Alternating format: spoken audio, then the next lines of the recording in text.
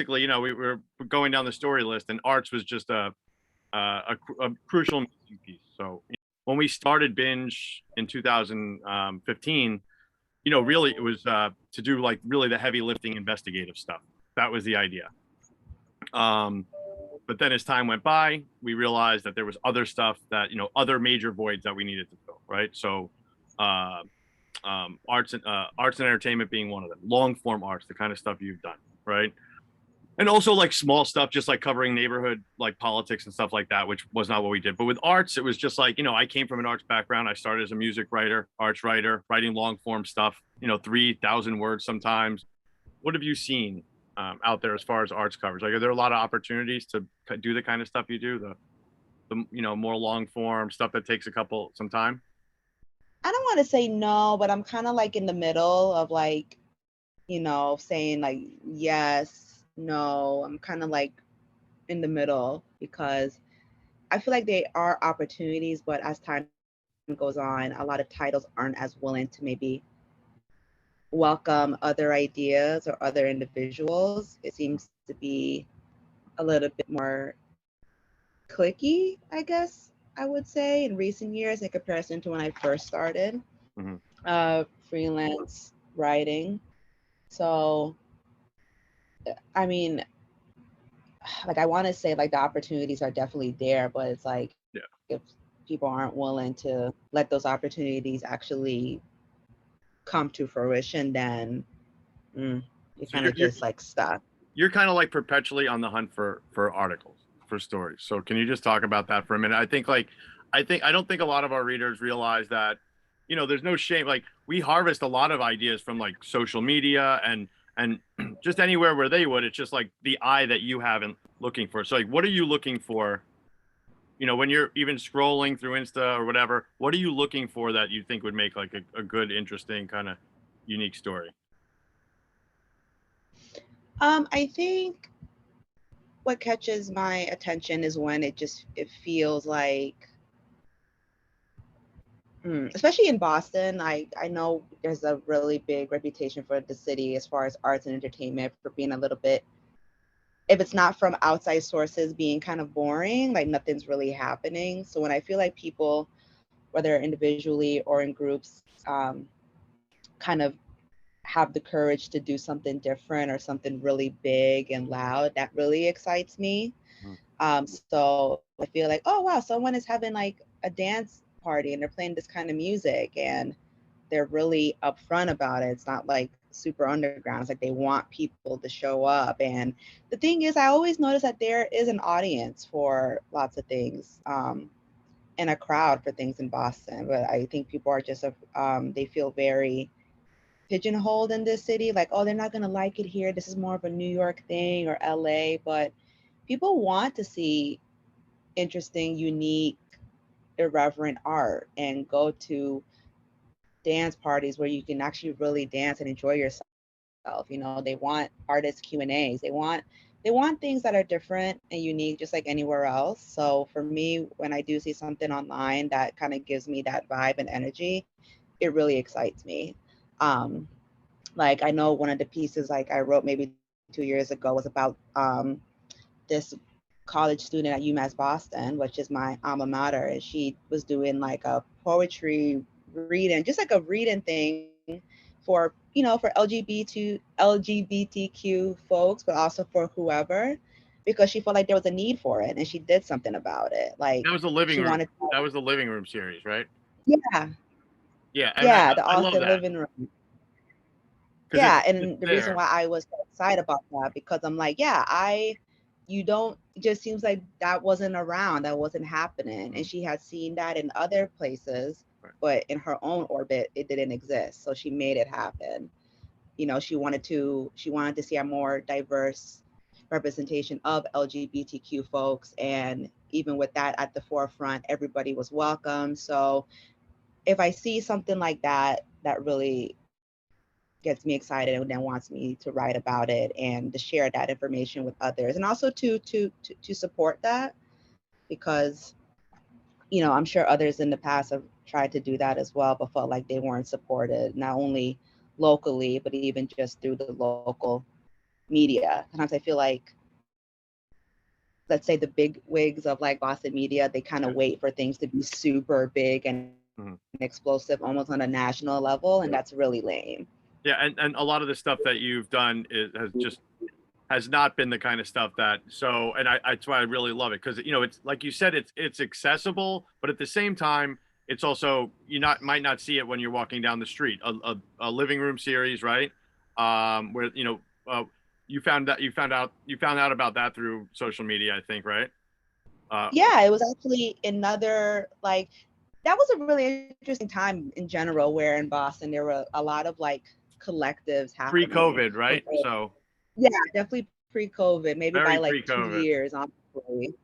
And it was really cool. I found out about that through another collective's Instagram, and they were more food based, but they were promoting it and showing that kind of support. If I hadn't seen, it was girl squash, no I in girl. It was like a, is bi-monthly, I think, what I'm looking for. It was only printed maybe like 4 times a year. It was like a literary journal, very food based, food and drink based. Right. But they promoted that in their Instagram stories, and that's how I found out about it. And then, the article you did last year, about the moving art show, um, Oh, the Imaginary Collective. Imaginary Collective, which was also very interesting because I think you started reporting that before the pandemic started, right? And then like picked it up months later. It was pretty awesome. And Yeah.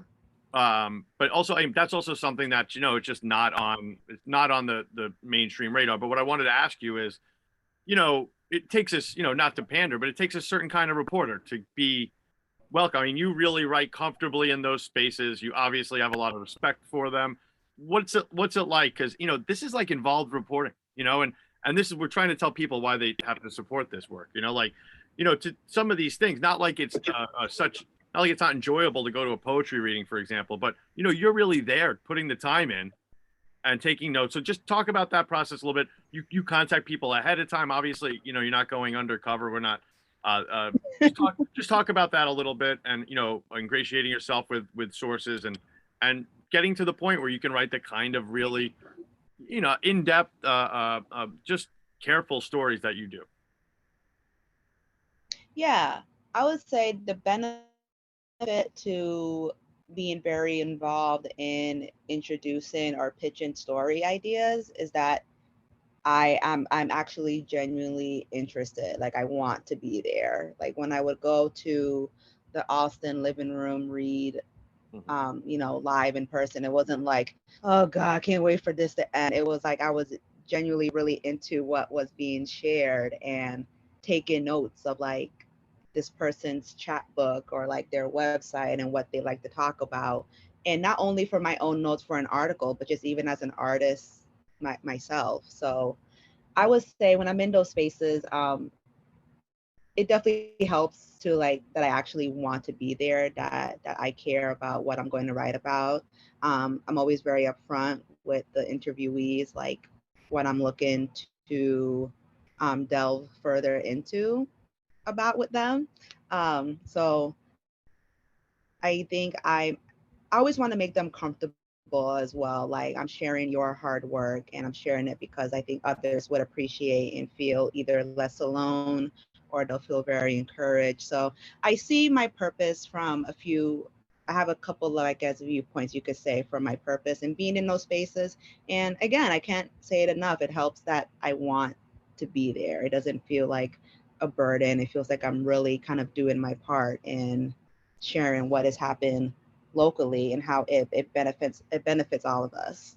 I also want to shout out, the work that you did, for BINJ on the Basquiat exhibit, but beyond that, which was kind of a longer look. It wasn't and nothing against the regular art previews, but it wasn't like, hey, this is coming to town tomorrow, like kind of like a circus preview. It was much more involved, and it looked at the role that the community played in that exhibit. It was really a fantastic piece. It was, when I say long, I mean long in a good way, and I think that's the kind of story we're proud to hold, and that we can actually manage to produce something like that. But all of these stories, what they have in common, as far as I'm concerned, and one of the reasons I love working with you is that it's sure, some people might read them and say, yeah, I want to go see that, okay, but it's not that kind of like art preview material. It is important, no matter, you could be in Wisconsin reading this, and it can resonate the same way. Oh wow, look, thinking about spaces people feel safe in, where people are sharing art, all of this stuff, right? So it's not just like, and listen, even at, still till this day, I do a lot of the reporting over at the Dig, where it's like, hey, this is coming to town. So nothing against that. But Yeah. before we get on to like the next things that you're going to work, hopefully work on with us, just tell us about that kind of like, you know, um, that kind of, freedom, if you will, or just that getting that, having that ability to, take some time with something, talk to a couple different people, see how a project like the, I'm sorry, why did I forget like the one we were just talking about, the, Passport? what? No, Passport? the art project, the moving the storage Oh, container. the Imaginary Collective. Like, right, like the imagine, even like something like that, how Yeah, yeah. it changes over time, right? Adapts to changing time. So yeah, could you speak on that? Because that's really what we're trying to do here, as opposed to just that daily coverage, and that's what we need people to kick in for.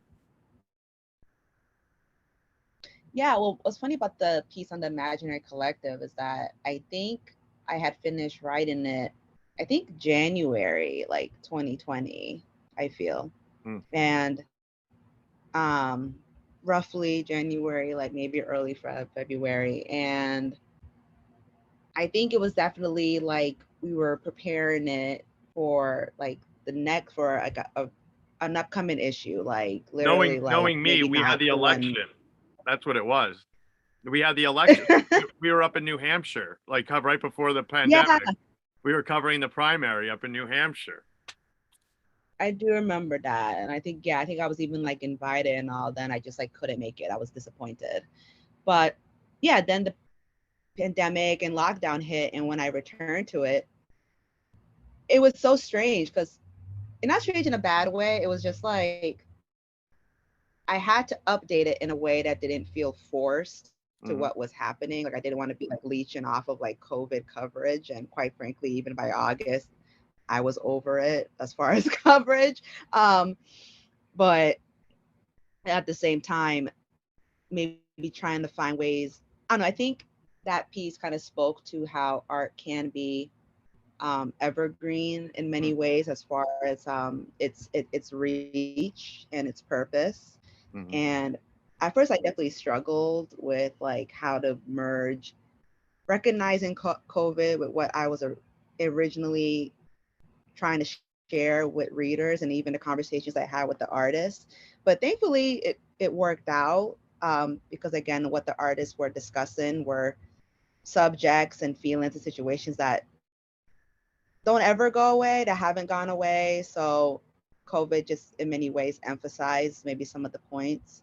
Um, but what was the other half of your question, though? I know you Oh, mentioned. just getting to, well, basically, just to comment on like being able to watch something over that span of time, as a, Oh yeah, if you were, for a regular newspaper, it would have been like, the article would have been here and there, said and done, over with. But just I about mean, the long approach. oh yeah, because even with the Basquiat, that took like 3 to 4 separate museum visits I was because gonna of say, yeah, COVID you went a few restrictions. times, right? Like literally, yeah, and I went.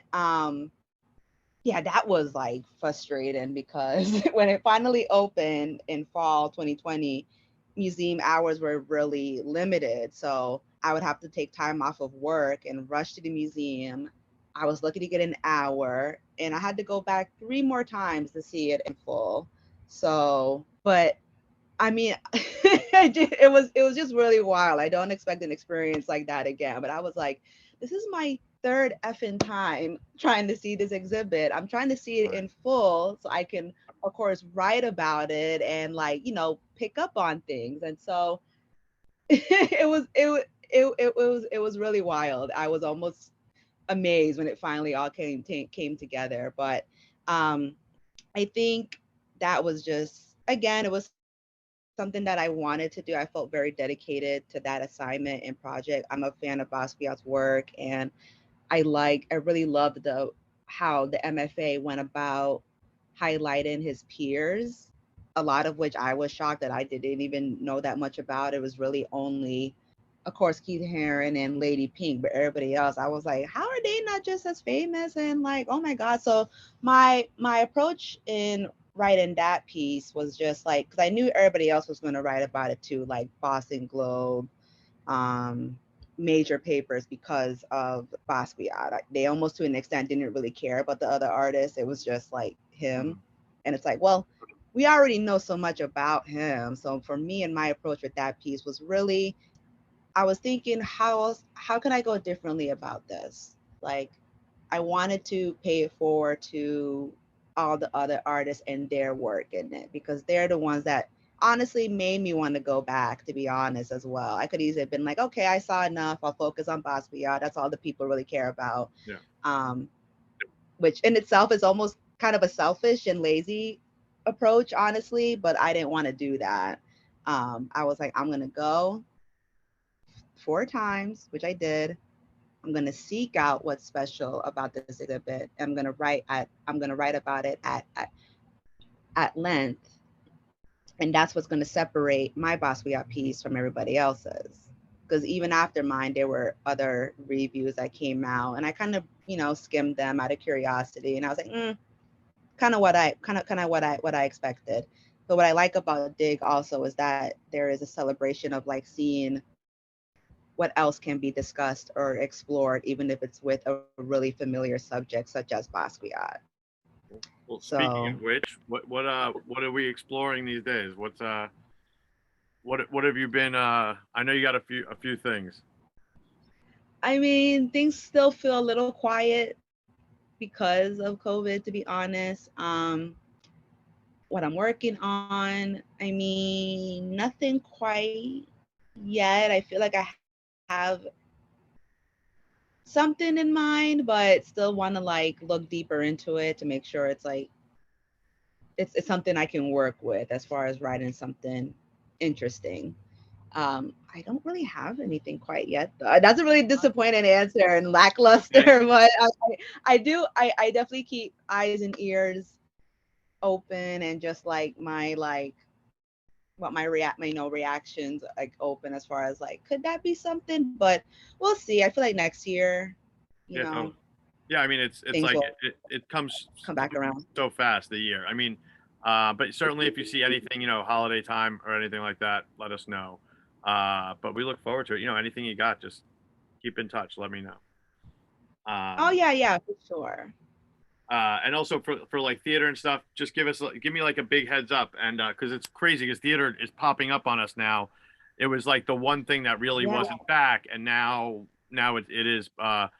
And that's the kind of thing where, once again, anybody who is watching any of this, not now, but when we broadcast it, that's the kind of thing that really, we'd love to be able to work with people like Shardae more to like say, hey, cover one show a month also, and those kinds of articles can go to, not just the Dig, but places, other places like the Banner or Spare Change and all these other places we work with.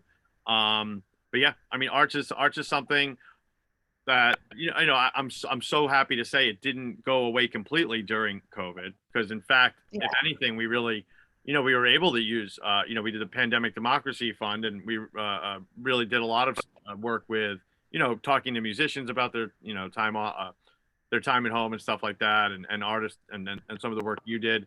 But moving forward, we just have to make sure that we're still doing it to a lot of it, because I always use the example of when I was covering music a long time ago.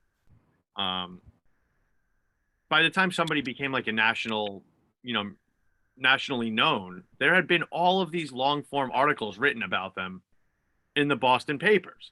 So now, like a Rolling Stone could just look at like a Boston Phoenix or a Dig Boston article and say, "Oh, okay, they're from this neighborhood. They're this old, right? They have these inspirations, these influences." Now it's like by sometimes artists blow up before they even before anybody even really gets to capture who they are at home. And that's kind of a Yeah. break in the ecosystem as we know it. So I'd love to do more like, profiles and stuff like that and just meet more grassroots artists, whether they're going to, become national celebrities or not. I'm just saying, it's just an example that kind of shows me the impact of not having as much of this kind of long form arts reporting as we used to. Yeah, and what's funny is that I think a lot of the smaller quote unquote papers and like the indie run of newspapers and magazines really put the groundwork for those kind of artists that then all of a sudden blow up, Yeah. and it makes it easier for the bigger magazines to do their research. Because yeah, I've seen that a couple of times, and it's like, oh, the local paper wrote about this person, and like now they're like Grammy nominated, or at the American Music Awards. Like, oh, okay. Like, and I think, but what's exciting is that for a paper like Dig, we don't write about these artists because we think they're gonna like blow up. We actually think that they are just really cool, talented, doing something different. And that's so in one way it's kind of funny. You feel like this on not like an ownership, I guess, so in a weird way, where it's like, oh, like now the mainstream is like, Yeah, I know. And I embrace. trust me. I live. That's a great way to write because I live with that. That is like my whole like. Don't steal from me. Steal from me. Steal the ideas, please. Give us some credit, but really, it's not about us. It's like a whole push and pull. But ultimately, it is great to see whether it's writers writing for other publications or artists, getting artists getting major shine beyond Boston. But all right, well, I appreciate it. Thank you very much, and let's work together before the year's up for sure. But like Yeah. I said, I mean, the next year is so close. So certainly we are ready to take pitches.